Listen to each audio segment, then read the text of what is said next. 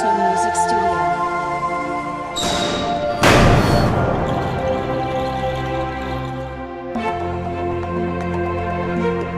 Bonjour, merci de nous accueillir chez vous, chez nous, sans filtre. Sans filtre, c'est cette émission qui a pour vocation de faire la pleine lumière, le plein phare sur les sujets d'actualité portant sur la vie politique, sociale et économique de notre pays, le Cameroun.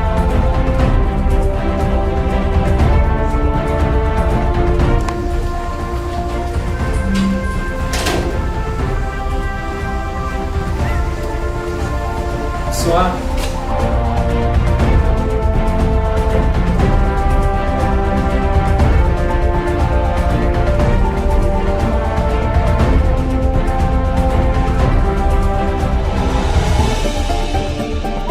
Bonjour à tous, merci de nous accueillir chez nous, chez vous, sans filtre, avec en posture d'invité le docteur Jean-Paul Yongui, qui est un universitaire camerounais au parcours inspirant et alléchant. Vous aurez la possibilité de découvrir l'universitaire, le sportif.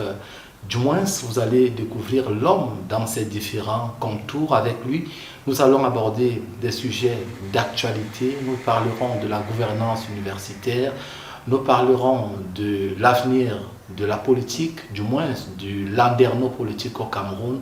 Nous pourrons aussi recueillir son commentaire sur l'état de la francophonie actuelle. À tout de suite. D'accord, nous parlions du déroulement de ce recrutement par remplacement numérique dans les universités d'État. Oui, j'ai été candidat à un remplacement numérique, un recrutement par remplacement numérique en 2020. Et en 2020, à l'époque, nous étions plusieurs titulaires de master. Il y avait aussi les titulaires de doctorat, PhD. Et les titulaires de master étaient brillants. Il y avait une vague de sujets brillants, ce qui a provoqué des difficultés au niveau de l'arbitrage. Et le recteur de l'époque avait décidé de mettre de côté les titulaires de master, voilà, et de recruter uniquement ceux qui avaient un doctorat PhD. Avec fair play, nous avons accepté la situation. C'était logique. C'était logique d'ailleurs.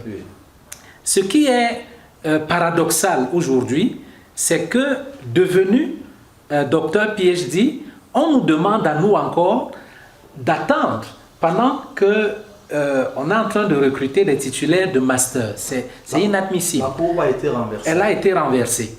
Et sur quelle base? Ce n'est pas sur la base de la méritocratie. Permettez-moi de vous parler du recrutement numérique 2024 auquel je suis candidat. Au moment où je vous parle, les résultats n'ont pas encore été officialisés. Mais on nous fait comprendre qu'il y a des personnes qui sont recrutées et qui sont déjà au travail. Revenons à la genèse. Au mois de novembre, le 5 novembre 2024, le recteur de l'université de Yaoundé 1 signe un communiqué d'appel à candidature. Et ce communiqué s'adresse évidemment aux titulaires de doctorat PhD et aux titulaires de master. Absolument. Premier couac, premier dysfonctionnement. Et quand je dis dysfonctionnement, il n'est pas hasardeux.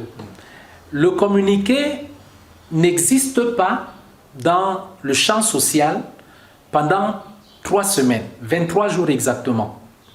Donc du 5 novembre au 28 novembre, nous n'avons même pas conscience qu'un remplacement numérique est en cours à l'université de Yaoundé 1. Il y a comme une confiscation de l'information. Il y a une confiscation, une rétention de l'information. Le 29 novembre, ce communiqué apparaît sur les réseaux sociaux. Moi, je le reçois le 30 novembre. Et au début, il est tronqué. Au lieu d'avoir les 5 pages, vous envoyez 3. Alors, nous avons commencé à nous déployer pour avoir la totalité du communiqué que nous avons obtenu le week-end même. Et je tiens à dire, au moment où ce communiqué apparaît, enfin, il ne reste que 4 jours pour faire acte de candidature. Et pour remplir... toutes les conditions, rassembler le dossier, ce qui était matériellement, mathématiquement impossible pour beaucoup de candidats.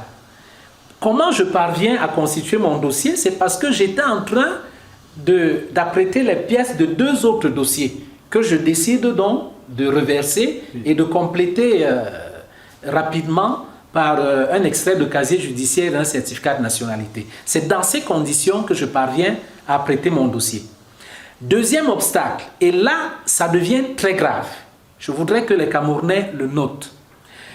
J'arrive à la direction des affaires académiques et de la coopération, la DAC, comme on l'appelle, 2 jours avant la clôture du dépôt des dossiers. Mardi, c'est le mardi 3 décembre. Je me présente comme un candidat qui voudrait déposer son dossier et avoir par conséquent les dernières informations avant la date butoir. Dans le premier bureau, on me répond, la dame, c'est une dame qui m'a reçu, elle me répond qu'ils n'ont pas encore été autorisés à prendre les dossiers. Je souligne que nous sommes au 28e jour. 28 jours après la signature du communiqué d'appel à candidature. On vous dit, puisque c'est à la DAC que les dossiers devaient être déposés, vous y arrivez, on vous dit qu'ils ne sont pas autorisés à le faire. Après, la dame en question, j'ai posé une deuxième question, elle m'a dit, bon, allez voir dans le bureau d'à côté. Le bureau d'à côté, c'était le secrétariat du directeur, du DAC même. Et j'y arrive, quand je dis dans quel cadre je suis là, par rapport au remplacement numérique, il y a une première dame qui cherche à nier l'existence de ce recrutement. Je lui dis, non madame, j'ai le communiqué. Quand je réponds que j'ai le communiqué, il y a un monsieur qui est à côté qui dit, nous n'avons pas reçu d'instruction à ce sujet. Vous voyez que c'est le même langage dans les 2 bureaux. Nous n'avons pas reçu d'instruction à ce sujet. Je lui demande humblement, bon, nous sommes à 2 jours de la date butoir, qu'est-ce que je fais? Et le monsieur me répond, vous serez informé. Alors, comment? Il ne me le dit pas. Je marque un temps d'arrêt pendant 5 secondes. Bon, je me rends compte que l'atmosphère est même hostile. Je leur dis merci et je me retire. Je suis souvent très respectueux dans les bureaux. Et pendant que, quand je tourne le dos, je tiens à le dire, il y a des rires qui éclatent derrière moi. Après vous? Après moi, c'est ça. Je me dis, mais comment interpréter ça? Je continue quand même. Et j'ai cru à un moment donné que peut-être on recevrait la nouvelle que ce recrutement est annulé, étant donné que le communiqué n'a même pas été publié à temps, ce qui est un vice de forme très grave, selon les textes de la fonction publique. Finalement, le jour d'y passe, c'est-à-dire le 5 décembre, qui était la date butoir. Le lendemain, un enseignant m'appelle et il me demande si j'ai déposé le dossier. C'est un supérieur. Je lui dis, ça tombe bien, voilà la situation que j'ai vécue, nous sommes indignés. Je lui demande pourquoi il insiste, il me dit, mais il y a des dossiers qu'on a pris. Je lui dis, mais si on a pris des dossiers, je vais faire la revendication le lundi. Le lundi, le 5 décembre, c'est un jeudi. C'est vendredi qu'il m'appelle. Donc, je me présente là-bas lundi, le lundi 8, pour dire que j'ai été victime d'un mensonge, j'ai été trompé. Donc, je pose ma revendication sur la table. Je suis reçu autour de 12 heures parce que le responsable qui devait me recevoir était occupé. Et c'est là où j'obtiens exceptionnellement l'autorisation de déposer mon dossier. De façon exceptionnelle. Exceptionnelle.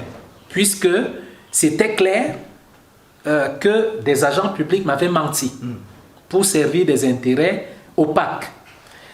Et je me débrouille à déposer le dossier ce même jour. C'est d'ailleurs ce responsable qui va m'accompagner au département de français pour que mon dossier soit reçu. Voilà comment les faits sont passés. Et je tiens à dire, j'ai eu le privilège, puisque ce lundi avait commencé la ventilation des dossiers. Et je tiens à vous dire, il y avait plus de 200 dossiers déposés.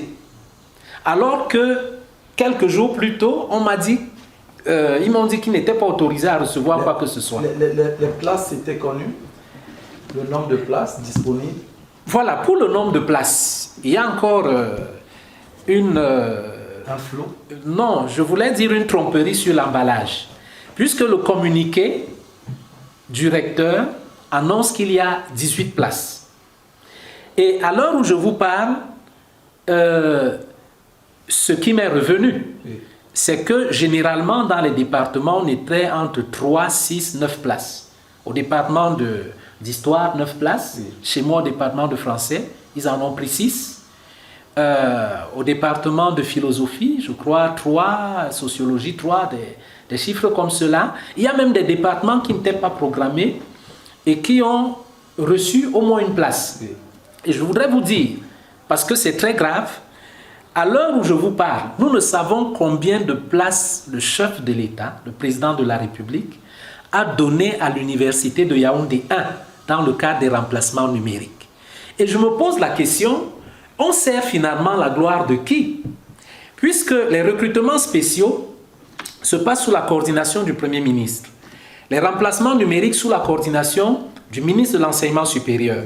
Mais le seul ordonnateur de ces recrutements, c'est le président de la République. Et par l'entremise du MINFOPRA, c'est le ministère de la fonction publique qui s'entend avec le ministère de l'Enseignement supérieur et autorise, le nombre de places. Oui, voilà. Donc, comment comprendre que le président donne un certain nombre de places et que nous soyons incapables de dire, au moment où je vous parle, combien de places il a donné à l'université de Yaoundé 1. Ça frise, je ne dirais pas que c'est ça, mais ça frise la trahison. Pourquoi? Nous sommes dans un contexte très délicat en 2025. La personne qui est vilipendée, c'est le président de la République. C'est normal, les revendications de tous les corps se tournent. Mais il faudrait quand même que les Camerounais sachent que cet homme, qu'on appelle par ailleurs père de la nation et tout ce que vous imaginez, fait des efforts. Donc la moindre des choses, ce serait de dire au grand public, à la communauté universitaire, à l'université de Yaoundé 1, voilà le nombre de places. Et donc, en tant que candidat, vous avez humé la laine de la subjectivité et du clientélisme qui graviterait autour de ce recrutement. J'étais aux premières loges de l'injustice et je tiens à dire, je ne suis pas en train de faire une sortie qui n'a pas de trace administrative. Face à ces faits, j'ai écrit au recteur de l'université de Yaoundé 1. Vous avez reçu une réponse? Pas encore. J'ai déposé ma correspondance le 7 janvier. Je vous donnerai les précisions tout à l'heure. Je l'ai déposé le 7 janvier et jusqu'à présent, je n'ai pas de notification. Je voudrais dire autre chose. Selon les textes de la fonction publique, nous avons d'abord la Constitution. La Constitution du 18 janvier 1996 proclame dans son préambule que tous les hommes sont égaux en droit et en devoir au Cameroun. Et elle ajoute à l'article 1er, alinéa 2, paragraphe 4, que la République du Cameroun assure l'égalité de tous les citoyens devant la loi. Et maintenant, nous avons le décret numéro 94 portant statut spécial, statut général de la fonction publique, qui stipule à l'article 12, alinéa 1, l'accès à la fonction publique est ouvert sans discrimination aucune à tous les Camerounais, à toute personne de nationalité camerounaise, remplissant un certain nombre de critères civiques. Alors, vous en tant que citoyen, parce que vous jouissez de tous ces droits-là, vous l'évoquiez à l'entame de cet entretien, représenter le Cameroun au toit du monde, au sommet du monde, aux Nations Unies. Alors, qu'est-ce que ça vous fait de subir, pour reprendre vos mots, ces injustices? Est-ce que vous vous sentez trahi? Est-ce que vous vous posez la question de savoir si en tant que Camerounais, vous bénéficiez vous aussi des mêmes privilèges que les autres Camerounais? Mais j'ai fait face à un déni de mes droits élémentaires de citoyen camerounais. Même si on fait abstraction de ce que j'ai accompli pour le Cameroun. Mais je reviens dessus. Je suis le seul Camerounais avoir représenté le Cameroun au Palais des Nations Unies à l'âge de 18 ans. Il n'y en a pas deux. Et je voudrais que nos compatriotes comprennent. Quand je suis arrivé au Palais des Nations Unies, j'ai été installé, comme tous les autres champions, exactement là où les chefs d'État s'asseyent. C'est la place réservée au président de la République. Lorsqu'il n'est pas là, c'est le ministre des Affaires étrangères ou des Relations extérieures, selon la terminologie des différents États, qui s'assoit à cette place. Et lorsque le ministre des Relations extérieures n'y est pas, c'est le représentant permanent du Cameroun aux Nations Unies qui s'assoit sur ce siège, au nom du président de la République. Alors, vous vous imaginez, quelqu'un qui a représenté le Cameroun à ce niveau, et je voudrais vous dire quelque chose. Quand je me suis assis à cette place, en 1992, le 11 avril, j'ai ressenti quelque chose d'inexprimable. À ce moment, vous ressentez sur vos épaules le poids de tout le pays. Le président de la République ressent ce poids par rapport à toutes les politiques sectorielles du Cameroun. J'étais là dans le cadre de la langue française, un concours de langue française. Tout le Cameroun était concentré sur ma personne. C'est inexprimable. J'essaye de le dire avec les mots, mais c'est spécial. Ceux qui se sont déjà assis là savent de quoi je parle. Et vous êtes maintenant dans votre pays. Le droit élémentaire de citoyen camerounais vous est méconnu. Vous avez le droit de participer à un concours. L'information est cachée pendant 3 semaines. Quand vous avez enfin l'information, vous y arrivez, on vous refuse même de déposer le dossier. Et maintenant, la publication des résultats se fait en catimini. Et je conteste cette façon de faire parce qu'elle n'est pas prévue par les textes. Lorsqu'on lit c'est le décret numéro 2696/PM du 13 septembre 2000 qui fixe le régime général des concours administratifs. Et les recrutements dont nous parlons sont des concours administratifs en fait. Mais là, c'est sur titre. Et si vous avez suivi les dernières sorties du MINESUP, il parlait de concours. Donc, ce texte sur les concours administratifs dit ceci. Les concours administratifs désignent l'ensemble de modes de recrutement des fonctionnaires, consistant en une sélection des candidats en vue de pourvoir au poste de travail disponible dans la fonction publique de l'État. Article 33. Sauf cas d'urgence, tout concours administratif doit être ouvert 3 mois au moins avant la date fixée pour son déroulement. Alinéa 3. L'acte d'ouverture est rendu public par voie d'affichage, de presse ou d'insertion au journal officiel. Les textes sont clairs. Là, ce sont les textes. Ce sont les textes. Et le même, si vous me permettez, le même décret stipule qu'après la publication des résultats, on attend une publication des résultats, les candidats ont le droit de faire une requête. Actuellement, à l'université de Yaoundé 1, nous sommes dans une situation où la publication des résultats n'a pas eu lieu. Par conséquent, les candidats considérés comme recalés, oui, n'ont même pas la possibilité de faire une requête. Oui. Donc, nous attendons la publication des résultats. Oui. Il faut que les textes réglementaires soient respectés. Alors, docteur Jean-Paul Yongui, la stratégie est connue. Lorsque vous allez à l'hôpital, oui. Vous passez la phase de consultation. Oui. Le médecin soignant vous fait faire des examens, oui. Et ensuite on propose des remèdes. Oui. Qu'est-ce que vous envisagez, vous, à votre niveau, comme citoyen camerounais, en guise de solution, vous proposez quoi? Oui, la solution à ce problème, celui du remplacement numérique seulement, ou bien les recrutements spéciaux aussi. Remplacement numérique. Dans le cadre du remplacement numérique à l'université de Yaoundé 1, oui, que vous connaissez mieux. Oui, ce que je demande, c'est que même si les textes réglementaires n'ont pas été respectés au début, qu'ils soient au moins respectés à la fin. Donc actuellement, j'attends, moi Yongui en tant que candidat, et je parle aussi au nom de ceux qui ne sont pas là, nous attendons que les résultats soient publiés pour plusieurs raisons. nous devons savoir qui effectivement a été retenu. Parce qu'ils ont pris service, hein, c'était le 23 décembre 2024. Oui. Il y a eu prise de service. Mais jusque-là, rien n'est officiel.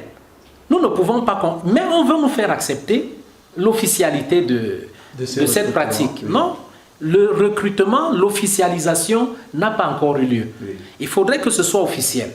Maintenant, personnellement, je suis titulaire d'un doctorat PhD en langue française et de 3 masters.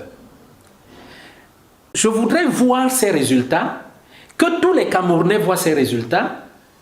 Si ce que j'ai entendu dans les coulisses se confirme, qu'on sache sur quelle base on prend le titulaire d'un master, je ne leur en veux pas, je souhaite même que tout le monde soit recruté, le titulaire d'un master, parfois qui n'a jamais enseigné, ou qui fait des travaux dirigés depuis 1 an ou 2 ans, en laissant de côté Yongui Jean-Paul, titulaire d'un doctorat PhD, de 3 masters, qui a 11 ans d'expérience professionnelle dans l'enseignement supérieur. Et je voudrais dire également, je suis titulaire d'un diplôme qui a plus de prestige que le doctorat. Les Camerounais ne le savent pas. Je suis quelqu'un d'effacé. Je ne cherche pas à m'afficher sur les plateaux de télévision. Je suis titulaire d'un diplôme qui a été décerné au Palais des Nations Unies. C'est quelque chose de rare. Je ne crois pas qu'on soit plus de 500 dans le monde. Si, quand vous le voyez, c'est écrit dessus « fait à l'ONU ». Et ça veut dire quoi? Ce diplôme est délivré par les 188 États membres de l'époque. Aujourd'hui, ils sont entre 193 et 194. Vous ne pouvez pas avoir de telles références. Et l'autre chose que je veux relever, je suis lauréat du concours français et sciences. C'est un concours international, français et sciences. Lauréat 2018.